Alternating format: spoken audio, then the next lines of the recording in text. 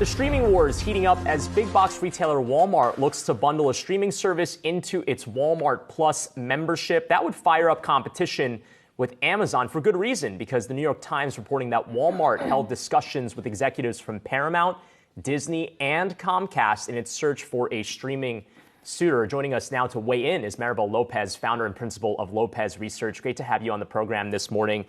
You've pointed out that motivation is really the key thing to assess here, because a lot of people might be wondering, why is Walmart trying to get into the game? What do you think is the strategy here? Absolutely. They're looking at, we have a subscription service, Amazon has a subscription service. How do we compete in the retailer wars going forward? We all know that content is what creates stickiness in today's world, and Walmart is lacking that today. So it is about creating stickiness, but you point out in your notes that this is not about Walmart getting into the content business. I mean, that would be kind of a new proposition, right?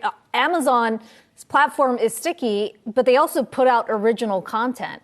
So what's the proposition for Walmart? How do they compete if they're not going to churn out their originals? I think if Walmart wants to maintain its margins and have a content service, it really needs to think very seriously about being a channel for other content providers. You can't go into original content and not spend an enormous amount of capital. So given that, the safer play would be to try to go to market with other people and make that offering you have on the subscription side more compelling. They already have something going with Spotify. So the question is, they don't really have any video content. Also, this is not Walmart's first rodeo in terms of looking at content. So this time they need to get it right.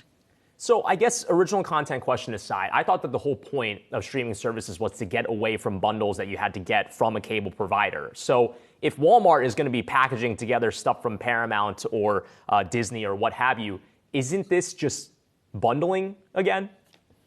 But it's not really a bundle, I think. Well, first of all, we don't know exactly what their play is, but a smart play would be to do it a bit more like the way YouTube is thinking about it and say, hey, there are these 3, 4, or 5 services that you can actually have access to, perhaps at a discounted price, but we are the channel to help you get there. So it's basically an offering. And frankly, most consumers are very fickle and dropping off their streaming services quite routinely and moving amongst them. So having this kind of channel play might not be a bad case for Walmart, might actually help push them forward.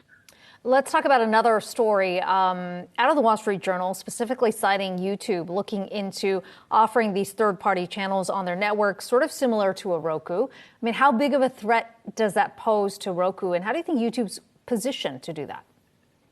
Well, I think Roku has many threats, and this is just the latest. However, you can't count YouTube out as having a presence and a channel and the ability to attract an audience. And this is really one of the things I think that's going to fundamentally hurt Roku's progress moving forward. Maribel, I want to just kind of ask a big picture question in the streaming world. We've seen some of the headlines coming out of HBO. We've seen the headlines coming out of Netflix. Concerns that maybe the overspending on content has to be pulled back a little bit, especially with these recessionary fears. How much do you think that's going to impact the future of streaming services when you consider that there could be other emerging competitors, like, for example, Walmart, that could snatch up some market share? I think this is survival of the fittest right now, but really, if you are serious in the content game, if you're someone like a Disney or a Netflix or an Amazon or an Apple, you are going to continue to build original content. The issue is, are you going to continue to have some of these big box stars actually in this content, or are you going to go with the concept of a deeper, broader catalog? And we're actually starting to see Netflix really dig into both sides of this right now, trying to broaden the content geographically, broaden the different audiences that they're looking to serve, and create some original content around that. So I think basically breadth and depth, but perhaps pulling back a little bit on the big brand name actors might actually allow some of these companies to continue that original content play.